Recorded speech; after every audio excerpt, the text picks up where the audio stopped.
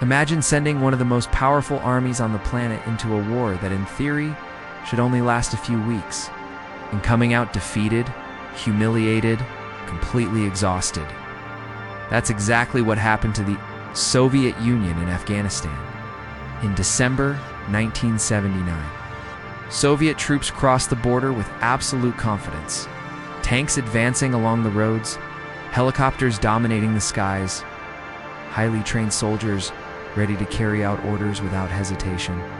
Everything pointed to a quick and inevitable victory. Moscow believed it was entering only to stabilize the country and protect an allied government. But what seemed like a simple mission would turn into one of the greatest strategic errors in modern history. The question remains, how did a nuclear superpower, with millions of soldiers and virtually unlimited resources, manage to lose to guerrillas hiding in the mountains? To understand this, we need to go back to the real reason for the invasion. Afghanistan, at that time, was immersed in political instability. A communist government had seized power but faced strong internal resistance. Rebellions were erupting throughout the country, primarily among religious and tribal groups that rejected any foreign influence. For Moscow, losing Afghanistan meant opening a dangerous breach on the Cold War chessboard. It was more than politics. It was a direct struggle for global influence against the United States. So, the Soviets decided to act. The plan seemed perfect on paper. Eliminate opposition leaders, strengthen the Allied government, and crush any resistance quickly. Within days, they had taken the capital, Kabul, and installed a new leader in power. Mission accomplished. Right? Wrong? Because what the Soviets didn't understand, or perhaps underestimated, was the true enemy. They were facing, it wasn't just a group of rebels. It was an entire country shaped by war, treacherous mountains, extreme weather, invisible routes, and a culture deeply rooted in resistance. Afghanistan was no ordinary battlefield. It was a deadly labyrinth. While Moscow celebrated an initial victory, something silently began to grow. A war that wouldn't be won with technology. A war that would drain resources, morale, and thousands of lives. But ultimately, what was the fatal mistake the Soviets made right at the beginning? The one that sealed their fate without them realizing it? If there's a moment that defines the fate of this entire war, it happens here. The Soviet Union's biggest mistake wasn't military. It was strategic. They believed they were fighting a conventional enemy. But in Afghanistan, there was no clear battlefront, no defined line of combat, no organized army to be defeated. What existed was something much harder to face: the Mujahideen. Guerrilla groups scattered throughout the country, who knew every mountain, every cave, every invisible route. They didn't need to win direct battles. They only needed to resist. And that changes everything. While the Soviets relied on bases, heavy vehicles, and predictable logistical routes, the guerrillas moved like shadows.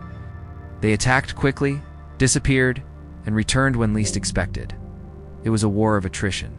And in this type of war, time becomes the most powerful weapon. But there is an even more important detail, one that completely changed the course of the conflict. The Mujahideen were not alone. Secretly, the United States began sending support, weapons, money, training, all arriving through Pakistan. At first, it was discreet, but over time, this support grew, and then came the turning point. The Stinger missiles.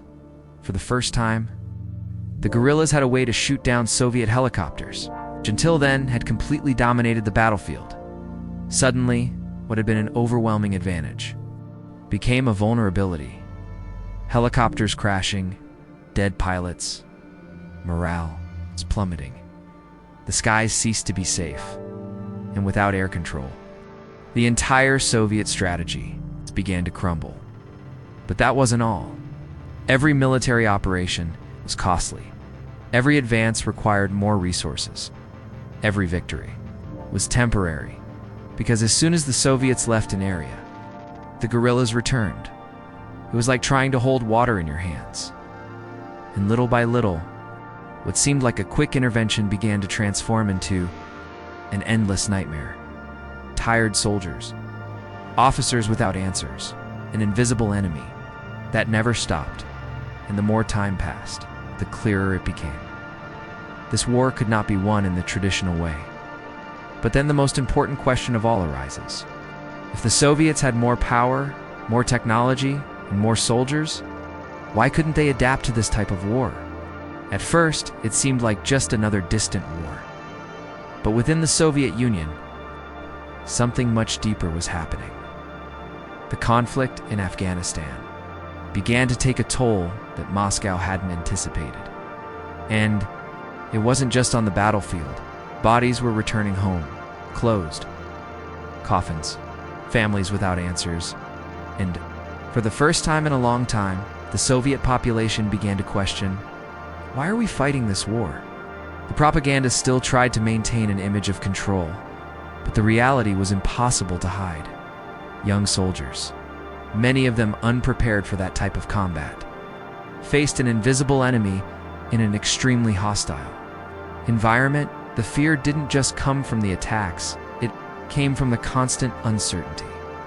From not knowing where the next shot would come from not knowing if they would return alive, and this began to destroy something essential in any army: morale.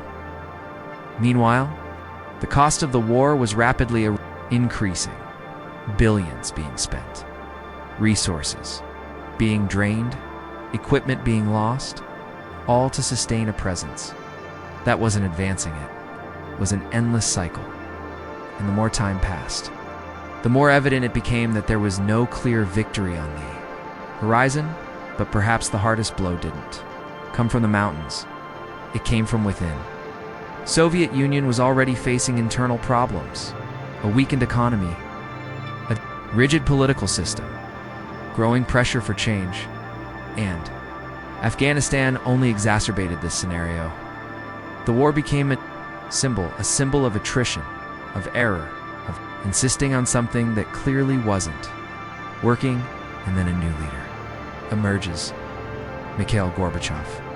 He looks at that war and sees something different. Not a strategic battle, but a mistake, a costly mistake, an untenable mistake. And for the first time, someone at the top begins to say, what, no? One wanted to admit, this war needs to end, but leaving wouldn't be simple, because abandoning Afghanistan meant admitting defeat. And for a superpower, that had an enormous price, political, military, and symbolic. Even so, the decision had to be made, because continuing meant something even worse: collapse. And perhaps without realizing it, the Soviet Union was already heading exactly towards that, and the impact of this decision would change not only the war, but the future of the entire superpower. What happened after this withdrawal would help accelerate the end of the Soviet Union. In 1989, after almost a decade of war, the Soviet Union finally made the decision it had tried to avoid for years. It had retreated, troops began to leave Afghanistan, tanks crossing the border, back, soldiers returning home, but not as heroes as survivors. What was supposed to be a quick operation ended as a long, expensive conflict with no clear victory. And the impact was immediate. Thousands dead, tens of thousands wounded, an even more fragile economy, and a government that could no longer hide its own mistakes. But perhaps the most important thing wasn't what happened on the battlefield, it was what happened afterward. The war in Afghanistan exposed a truth that many had previously avoided seeing.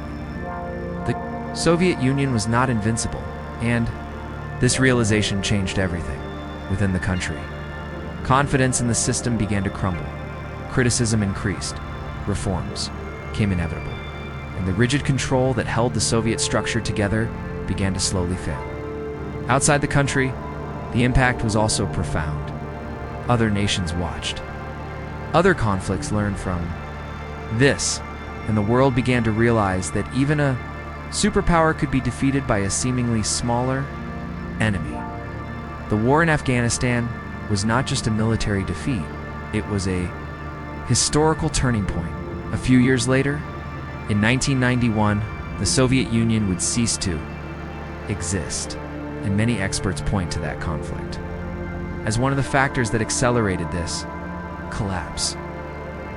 But there is an even deeper lesson in all this.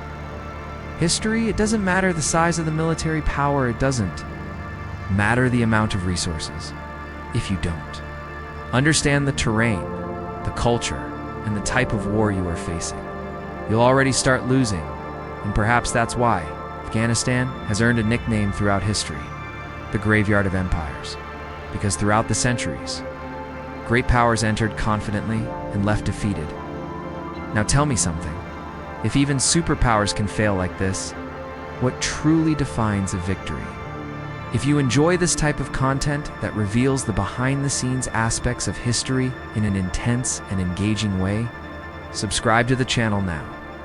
Here, you don't just see what happened, you understand why.